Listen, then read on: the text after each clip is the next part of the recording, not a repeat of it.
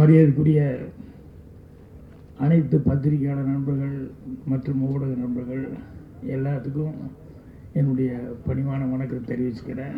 இனிய புத்தாண்டு நல்வாழ்த்துக்களையும் தெரிவிச்சுக்கிறேன். என்னை பொறுத்த வரைக்கும் ஒரு 15-20 வருஷம் தான் ஆன மாதிரி ஒரு ஃபீலிங் மனசுக்குள்ளே.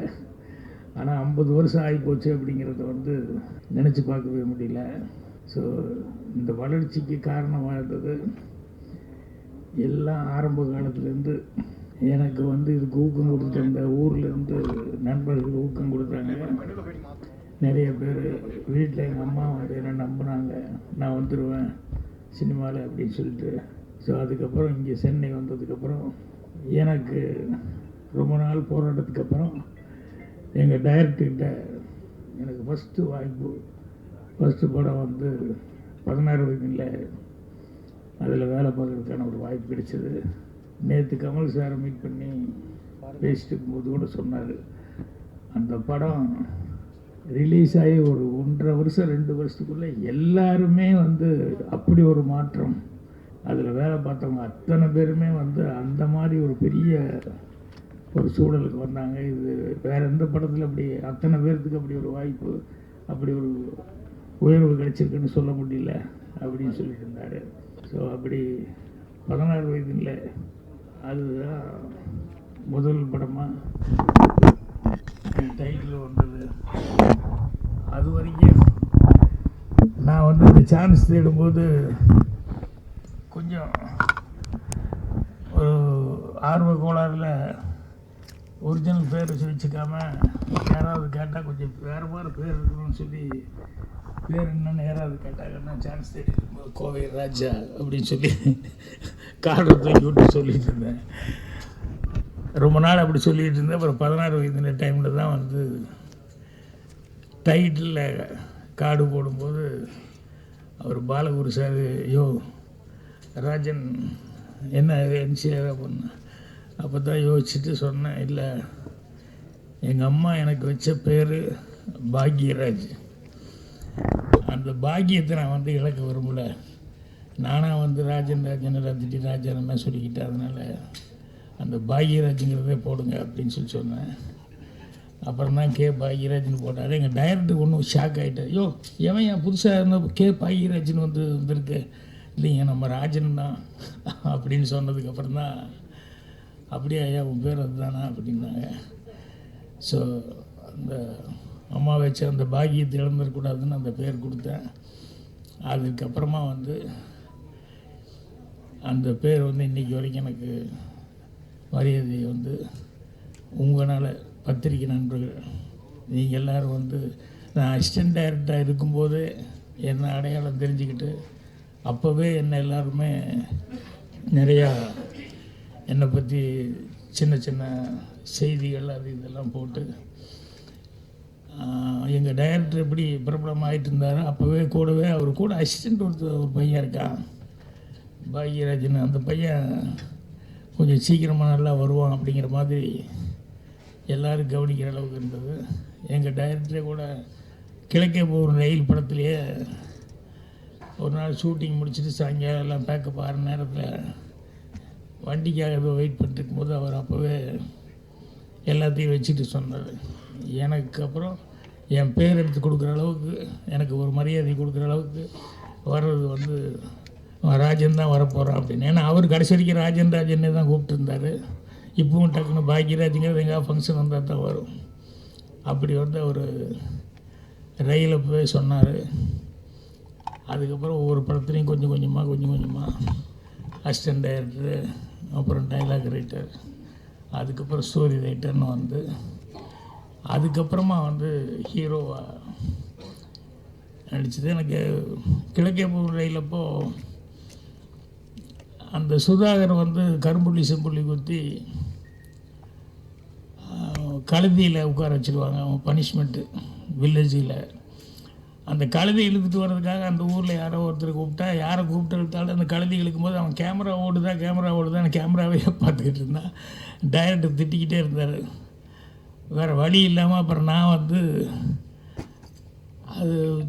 வேஸ்ட்டு இது கட்டிட்டு ஒரு டவல் ஒன்று போட்டுக்கிட்டு நான் அந்த கழுதியை பிடிச்சி இழுத்துட்டு வர மாதிரி நான் இழுத்தேன்.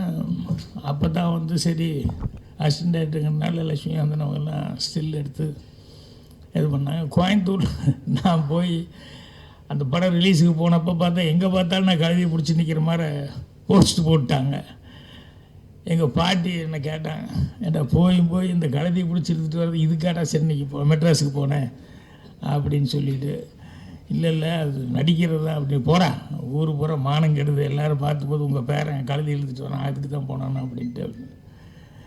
அப்போ எங்கள் அம்மா வந்து ஒரு வார்த்தை சொன்னாங்க, ஏன்னா அது சுதாகர் பையன் செஞ்ச கேரக்டரு ஏன் அந்த மாதிரி நீ செய்யக்கூடாதா அப்படின்னு மாதிரி அம்மா கேட்டாங்க. அப்போ நான் அம்மாக்கிட்ட வந்து இல்லைம்மா அதுக்கு ஒரு உருவங்கள் அதுக்கு இப்படி இருக்கணும் அப்படி இருக்கணும், ஏன் உனக்கெல்லாம் நல்லா தான் இருக்குன்னா, இல்லை உனக்கு காக்கைக்கு தன் குஞ்சு பொண்ணு குஞ்சு அப்படி தான் இருக்கும், ஆனால் அதுக்கு வேறு வித்தியாசமாக இருக்கணும். இல்லை நீ வேணா பாரு, உங்கள் டைரக்டர் உன்னையே மறுபடியும் ஹீரோவை வச்சு படம் எடுப்பார், இது கூடி சீக்கிரம் நடக்கும் கண்டிப்பாக அப்படின்னு சொல்லி எங்கள் அம்மா சொன்னாங்க. ஸோ அப்போ வந்து சரி ஒரு தாய்க்கு வந்து இருக்கக்கூடிய ஒரு ஆர்வத்தில் அவங்க வந்து சொல்கிறாங்க அப்படின்னு சொல்லிட்டு அதை நான் சாதாரணமாக எடுத்துக்கிட்டேன். ஆனால் அதுக்கப்புறம் டைரக்டர் வந்து நான் அசிஸ்டன்ட் டைரக்டராக வேலை பார்த்தேன். அதுக்கப்புறம் வந்து புதிய வார்ப்பில் போதா நீ தான் என் ஹீரோ அப்படின்னு சொல்லி என்னை ஃபிக்ஸ் பண்ணதுக்கப்புறம் தான் வந்து அப்புறம் முதல் நாள் ஷூட்டிங் முடிஞ்சு அப்போ கூட அம்மாவுக்கு நான் லெட்டர் எழுதலை. ஏன்னா ரஷ்ஷு சென்னைக்கு வந்து அதுக்கப்புறம் அங்கே கொண்டு வந்து தேனியில் ஒரு டென்ட்டில் கொண்டு ஒரு தேட்டரில் கொண்டு போட்டு பார்த்துட்டு ரஷ் பார்த்துட்டு காலையில் நிவாஸ் எங்கள் டைரக்டர்லாம் போய் பார்த்துட்டு வந்துட்டு ஓகே அப்படின்னு கை கொடுத்து நம்ம ஷூட்டிங் கன்டினியூ பண்ணுறோம், நல்லா இருக்குது, நீ ஹீரோ கன்ஃபார்ம்டு அப்படிங்கிற மாதிரி சொல்லிட்டு ஷூட்டிங் ஸ்டார்ட் பண்ணார். அதுக்கப்புறம் தான் அம்மாவுக்கே வந்து லெட்டர் எழுதினேன், இந்த மாதிரி உன் வாய் முகூர்த்தம் நீ சொன்ன மாதிரியே வந்து நான் வந்து ஹீரோவை வந்து நடிச்சிட்ருக்கிறேன் அப்படின்னு சொல்லிட்டு. ஆனால் ஒரு பேட் லக்கு படம் ரிலீஸுக்கு ஒரு 20 நாள் 15-20 நாள் இருக்கும்போது திடீர்னு எங்கள் அம்மாவுக்கு வந்து உடம்பு சரியில்லாமல் போய் அதுக்கப்புறம் படம் ரிலீஸுக்கு 20 நாளைக்கு முன்னாடியே இறந்துட்டாங்க. அது ரொம்ப மனசு கஷ்டமாக இருந்தது. ஆனால் கிழக்கு போண்டையில் அதுலெல்லாம் ஒர்க் பண்ணது அசிஸ்டன்ட் டைரக்டர் இருந்ததெல்லாம் எங்கள் அம்மாவுக்கு வந்து தெரியும். ஸோ புதிய வார்ப்புகளில் வந்து நான் நடித்து அவங்க பார்க்க முடியல. அதில் தான் ஒரு டைலாக் எழுதும்போது எழுதியிருப்பேன், இந்த பக்கத்து வீடு கூட்டிகிட்டு இருக்கும்போது பக்கத்தில் அந்த பூக்காரி கேரக்டர் ஒரு என்னவா தெரியா நீங்களே கூட்டிகிட்டு இருக்கீங்க, வீட்டில் சொல்லி ஒரு கல்யாணம் பண்ணி வச்சுட்டா உங்களுக்கு கொஞ்சம் சிரமம் இல்லாமல் சிரமம் குறையுமா இருக்கும். நான் கேஷுவலாக இல்லைங்க அம்மா அப்பா ஒருத்தர் இல்லை எல்லாம் போய் சேர்ந்துட்டாங்க அப்படின்ட்டு, அதனால் நான் தான் பண்ணிக்கணும் அப்படிங்கிற மாதிரி சொல்லி சொன்னேன். நான் அதுக்கப்புறம் படம் பார்க்கும்போது தான் எனக்கு ஷாக் ஆனேன். ஏன்னா அம்மா இருக்கும்போதே அப்படி ஒரு டைலாக் எழுதிட்டேன், யாரும் இல்லை போய் சேர்ந்துட்டாங்க அப்படின்ட்டு. அப்போ சினிமாவில் சொல்லுவாங்க இல்லையா, ஆரம்பாடுற மாதிரி எதுவும் வார்த்தைகள் வரக்கூடாது அது இதுன்னு சொல்லிட்டு. ஸோ இப்படியெல்லாம் சொன்னதுங்கிறது அது படம் பார்க்கும்போது எனக்கே ஃபீலிங்காக இருந்தது.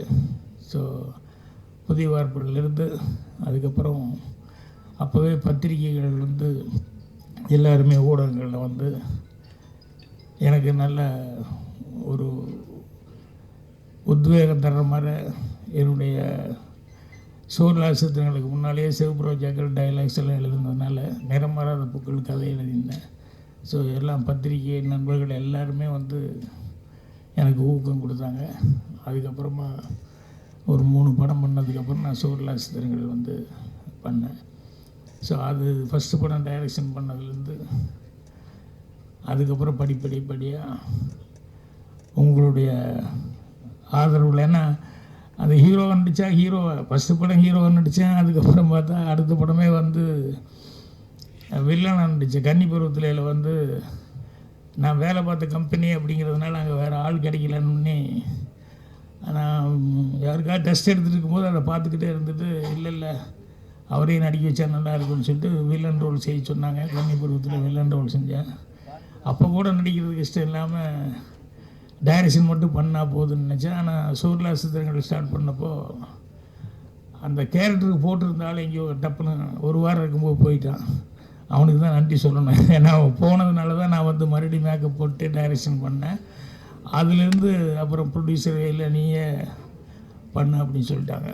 ஸோ இன்றைக்கி வரைக்கும் உங்களுடைய ஆதரவில் எனக்கு எல்லாமே நல்லபடியாக நடந்துட்டுருக்கு. அதுக்கு உங்கள் எல்லாத்துக்குமே நன்றி சொல்லணும். அதே மாதிரி எனக்கு சினிமாவில் நான் வந்திருக்கேன்னா ஊர்லேருந்து வரும்போது சினிமாவை பற்றி கொஞ்சமாக சினிமா படம் பார்த்து அந்த நாலேஜ் தான் இருந்த ஒழிய வேறு பெருசாக ஒன்றும் இல்லை. இங்கே வந்ததுக்கப்புறம் தான் ஒவ்வொன்றா நான் கற்றுக்கிட்டேன். ஆனால் சினிமாவில் இந்த வளர்ச்சிக்கு மெயினாக இருந்தது என்னென்னா, எனக்கு முன்னால் டைரக்ட் பண்ணியிருந்தாங்களே அந்த படங்கள், ஒரு பீம்சிங் ஆகட்டும், பிஆர் பந்துலு சார் ஆகட்டும், Sridhar sir, K Balachander sir எல்லாருமே, கேஎஸ்ஜி, இப்படி எல்லா டைரக்டருடைய படங்கள் பார்த்து அந்த பாதிப்பு என்னை அறியாமல் என் மனசுக்குள்ளே ஊறி இருந்தது. அதுதான் எனக்கு ஒரு பெரிய பேஸாக இருந்தது. அதே மாதிரி புத்தகம் அப்படிங்கிறது முதல்ல ஸ்கூலில் படிக்கும்போது சரியாக படிக்காம விட்டேன். அதுக்கப்புறம் வெளியே காலேஜும் ஒரே வருஷம் தான் ஃபெயிலியர் ஆனதுக்கப்புறம் தான் இந்த புத்தக படிப்பு அப்படிங்கிறது எனக்கு அது மேலே ஒரு ஆர்வம் வந்ததுக்கப்புறம் நிறையா புஸ்தகங்கள் அதெல்லாம் படிச்சுட்டு அதுக்கப்புறம் கொஞ்சம் கொஞ்சமாக என்னுடைய நாலேஜ் வளர்த்துக்கிட்டேன். ஒரு சின்ன வயசு விஷயம் ஒன்று சொல்கிறேன். என்னென்னா, எங்கள் அம்மா எப்போவுமே ஸ்கூலுக்கு 1ஆம் கிளாஸ் அந்த வெள்ளாங்கோயிலில் படிக்கும்போது ஸ்கூலுக்கு போயிட்டு மத்தியானம் வரும்போது எங்கள் அம்மா வீட்டில் இருந்தாங்கன்னா ஒரு பெட்டியை திறந்து எனக்கு இந்த தேன் மிட்டாய் வாங்கிறதுக்காக இந்த ஓட்டை போட்ட ஒரு காலனா, அந்த காலத்தில் அந்த ஓட்டை போட்ட காலனாவை கொடுப்பாங்க. நான் போய் எங்கள் பக்கத்தில் போகிற ஒரு சின்ன கோனார் கடை இருந்து அந்த கோனார் கடையில் கொண்டு போய் அதை கொடுத்துட்டு அந்த தேன் மிட்டாய் வாங்கிட்டு போவேன். ஒரு நாள் வந்தப்போ எங்கள் அம்மா வீட்டில் இல்லை. அது என்னடா அம்மா இல்லைன்னொன்னே தேன் மிட்டாய் வாங்குறதுக்கு என்ன பண்ணுறது இல்லை, பெட்டியில் தானே இருக்குது, பெட்டியில் தானே எடுப்பாங்கன்னு சொல்லிட்டு நான் பெட்டியை திறந்து அதுக்கப்புறம் காசு கொண்டு போய் அந்த கடையில் கொண்டு போய் கொடுத்தேன். அவர் கோனரை பார்த்துட்டு என்ன பண்ணு அப்படின்னாரு. தேன் மிட்டாய் அப்படின்னு வாங்கி சாப்பிட்டு சாயங்காலம் ஸ்கூல்லேருந்து வரும்போது பார்த்தா வீட்டில் அந்த முத்தமாக நெல்லெல்லாம் காய போடுற இடம் அந்த மாதிரி எங்கள் அம்மா உட்காந்துருக்கு. ஒரு சுற்றி ஒரு 7-8 பேர் இருக்காங்க. அந்த கோனர் இருந்தார். அப்போ எங்கள் அம்மா போனோடனே எல்லோரும் என்னை பார்த்துட்டே சிரித்தாங்க. எனக்கு ஒன்றும் புரியல. அப்புறம் போனோடனே அவங்க அம்மா என்னடா பண்ண மத்தியானம் அப்படின்னு. அப்புறம் இல்லை நீ இல்லை. அப்புறம் நான் காசு எடுத்து பெட்டிலேருந்து காசு எடுத்துகிட்டு நானே கொண்டு போய் கொடுத்து தேன் மிட்டாய் வாங்கிட்டேன் அப்படின்ட்டு. இதுரா காசு அப்படின்னு சொல்லிட்டு எங்கள் அம்மா காமிச்சாங்க. அது என்னென்னா மோதிரம். எனக்கு என்ன ரவுண்டாக இருந்தது அப்படின்னு சொன்னோன்னே நான் எடுத்து கொண்டு போய் தங்க மோதிரம் அதை கொண்டு போய் கோனார் கடையில் கொண்டு போய் கொடுத்து தேன் மிட்டாய் கொடுங்க. அப்போ எங்கள் அம்மா சிரிச்சுக்கிட்டே சொல்லிச்சு, இது மோதிரண்டா, இது காசு இல்லை அப்படின்ட்டு. இது தங்கத்தில் இது பண்ணது. கோனார் எவ்வளோ தங்கமான மனிதனாக இருந்தால் பையன், சின்ன பையன், யாருக்கும் தெரியாது, நீ போய் கொடுத்து அவர் பாட்டை வாங்கி போட்டு பேசாமல் போயிருக்கலாம். அவர் எங்கள் மத்தியானம் வீட்டில் இல்லையான்னு எங்கள் அம்மா என்கிட்ட கேட்டுட்டு அப்புறம் குழந்தை இப்படி தெரியாமல் கொண்டு கொடுத்தது, அந்த மோதிரம் கொண்டு கொடுத்து மிட்டாய் கேட்டதுன்னு சொல்லி எவ்வளோ தங்கமான மனிதன் அப்படின்னு இப்போ எல்லாருமே சுற்றி இருந்தவங்க எல்லாருமே பார்க்கும்போது இது எனக்கு என்னென்னா ஒரு நேர்மையாக இருக்கணும் அப்படிங்கிறதுக்கு பாருங்கள், அவ்வளவு ஆழமாக, அவ்வளோ சின்ன வயசில் எனக்கு ஆழமாக பதிஞ்சது. அதுலேருந்து எங்கேயும் விலகக்கூடாது அப்படின்னு சொல்லிட்டு. ஸோ அதே மாதிரி இன்றைக்கி காலையில் எனக்கு நான் படத்தில் வச்சுருப்பேன் சண்முகமணின்னு பேர் வச்சுருப்பேன். அந்த பையன் கூட நந்தகோபால் கூட சண்முகமணி நடிச்சிருப்பான். அவர் என்னுடைய ஒரிஜினல் சண்முகமணி மாஸ்டர், அமெரிக்காவில் இருக்கார். காலையில் 6:30 மணிக்கு ஃபோன் பண்ணி பாக்யராஜ் பிறந்தநாள் வாழ்த்துக்கள் அப்படின்னு சொல்லிட்டு அவர் எனக்கு அவங்க வீட்டில் இருக்கவங்க எல்லாருமே பேசி எனக்கு வாழ்த்து சொன்னாங்க. என்னென்னா எனக்கு ரொம்ப மனசுக்கு நிறைவு என்ன அப்படின்னா, நான் படித்த வாத்தியார்கள் அவங்ககிட்டெல்லாம் இன்றைக்கி வரைக்கும் படிப்பு சரியாக படிக்கலைன்னா கூட அந்த வாத்தியார்கிட்ட பழகிறதுல, அவங்ககிட்ட பேசுகிறதுல, அதுலையெல்லாம் ஒரு நல்ல இது வச்சுருந்தேன். இதெல்லாம் எனக்கு மனசுக்கு நிறைவான இது. அதே மாதிரி இங்கே சினிமாவுக்கு வந்ததுக்கப்புறம் வர்றதுக்கு முன்னால் இருந்தே புரட்சித் தலைவர் எம்ஜிஆர் அவர்கள் வந்து அவரை பற்றி அவர் எப்படி அடுத்தவங்களுக்கு ஒரு ஹெல்ப் பண்ணுறது, எந்த அளவுக்கு ஒருத்தர் கஷ்டம்னு சொன்னோம்னா எந்த அளவுக்கு ஹெல்ப் பண்ணுவார் அப்படிங்கிற அவருடைய குணாதிசயங்கள் இதெல்லாம் எனக்கு மனசில் பதிஞ்சது. அதே மாதிரி வந்து சிவாஜி சாரை பற்றி சொல்லுவாங்க, ஆனால் நேரடியாகவே அனுபவிச்சது என்ன அப்படின்னா, யார் எந்த வயசு சின்ன பையனாக இருந்தால் கூட அவருடைய சர்வீஸுக்கு டைரக்டர்னு சொல்லி ஒத்துக்கிட்டா வந்து டைரக்டர் சொல்லுங்கள் என்ன வேணும் என்ன அப்படின்னு சொல்லி கேட்குறது. அது மட்டுமல்ல 7 மணின்னா ஒரு 6:55 ஷூட்டிங் வர்றது. இதெல்லாம் இவங்கக்கிட்ட வந்து பார்க்கும்போது எத்தனை வருஷம் அவங்க நடிச்சிட்ருக்காங்க. அவ்வளோ வருஷம் ஆனாலும் அதுதான் வந்து அவங்களுடைய ஃபஸ்ட்டு படங்கிற மாதிரியே அவங்க வந்து டைரக்டர் கொடுக்குற மரியாதை, அந்த டைமுக்கு வர்றது அப்படின்னு. ஸோ இதெல்லாமே எனக்கு ரொம்ப மனசில் இருந்தது. இப்போ இவங்கெல்லாம் சீனியர்ஸ் தான். அதே மாதிரி கமல், ரஜினி இவங்கெல்லாம் வந்து அந்த படத்தில் ஆக்ட் பண்ணும்போது கமல் அவர்களுடைய பர்ஃபார்மன்ஸு சின்ன வயசுலேருந்து, அதாவது அங்கே ஊரில் இருக்கும்போதே அவளோட தொடர்கதை அந்த படங்கள்லேருந்தெல்லாம் பார்த்துட்டு அதில் ரொம்ப ஒரு அட்ராக்ட் ஆனேன். அதுக்கப்புறமா வந்து இங்கே 14 வயதில் படத்தப்போ தான் ரஜினி அவருக்கு தமிழ் அப்போ கொஞ்சம் தமிழ் கேட்டு கேட்டு தான் மனப்பாடம் பண்ணோம். கொஞ்சம் பேசுகிறதெல்லாம் படிக்க வராது. அதனால் அவருக்கு டைலாக்கு சொல்லி கொடுத்துறது, ஒரு தடவை சொல்லுங்கள் ப்ளீஸ் இன்னொரு தடவை சொல்லுங்கள். ஸோ ஒரு 8 தடவை 10 தடவை சொல்லுவார். நான் 8 தடவை 10 தடவை சொன்னதுக்கப்புறம் அவர் ஒரு 15 தடவை சாப்பிட்டு கோவம் போடுற வரைக்கும் அந்த மரத்துக்கடியில் அங்கே இங்கே எல்லாம் சொல்லி பார்த்துட்டார். அதுக்கப்புறமா அன்புள்ள ரஜினிகாந்த் படத்தப்போ பார்த்தாலும் அதே ரஜினிகாந்த் அவர்கள் நான் சிவப்பணத்தில் பார்க்கும்போது அதே மாதிரி தான் அந்த முதல் படத்துக்கு என்ன எவ்வளோ அக்கறை எடுத்துக்கிட்டு எவ்வளோ சிரத்தையோடு வந்து வேலை பார்த்தாரோ அதே அளவுக்கு வந்து கடைசி வரைக்கும் இன்றைக்கி பண்ணுற படங்கள் வரைக்கும் அவர் வந்து இது பண்ணிட்டுருக்காரு. இப்படி எனக்கு முன்னால் சினிமாவில் இருந்தவங்க எல்லாருமே வந்து எனக்கு ஒரு நல்ல வழிகாட்டிகளாக இருந்தாங்க. அதை வச்சுக்கிட்டு தான் நான் வந்து என்னுடைய ஓய்வுக்கு அதெல்லாம் காரணமாக இருந்தது.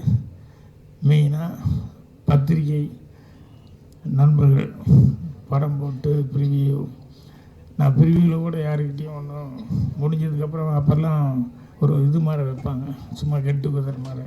பட் அங்கே நான் படத்தை பற்றி எதுவுமே பேச மாட்டேன். என்னென்னா அவங்களா பார்த்துட்டு அவங்களா எழுதுறது அதுதான் கரெக்டாக இருக்கும் மொழியை, நம்ம வேறு மாதிரி படத்தை பற்றி எதுவும் பேசக்கூடாது அப்படிங்கிற மாதிரி இருந்தது.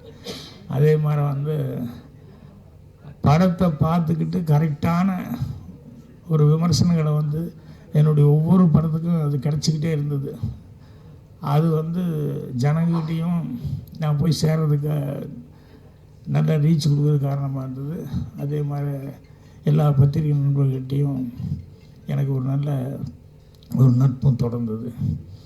ஸோ இன்றைக்கி 50 வருஷம் ஆகிப்போச்சு அப்படிங்கிறது வந்து எனக்கு நினச்சி பார்த்தா மலை பார்த்தா இருக்குது 50 வருஷமா அப்படின்னு சொல்லிட்டு.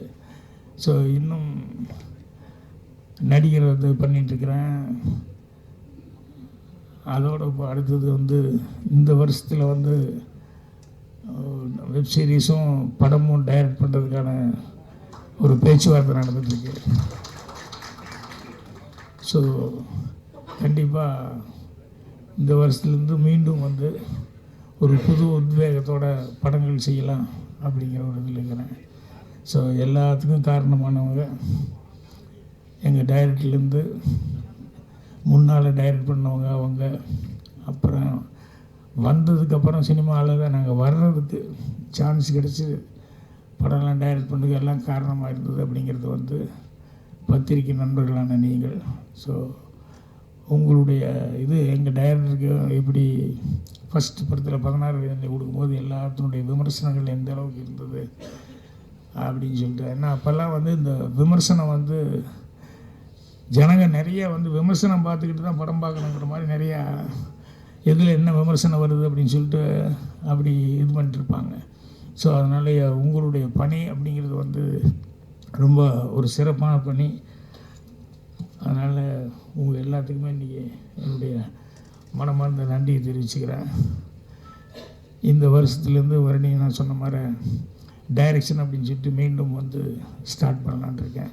ஸோ இவ்வளோ நாள் இவ்வளோ தூரம் இது பண்ணதுக்கு என்னுடைய மனமார்ந்த நன்றியை நான் தெரிவிச்சுக்கிறேன்.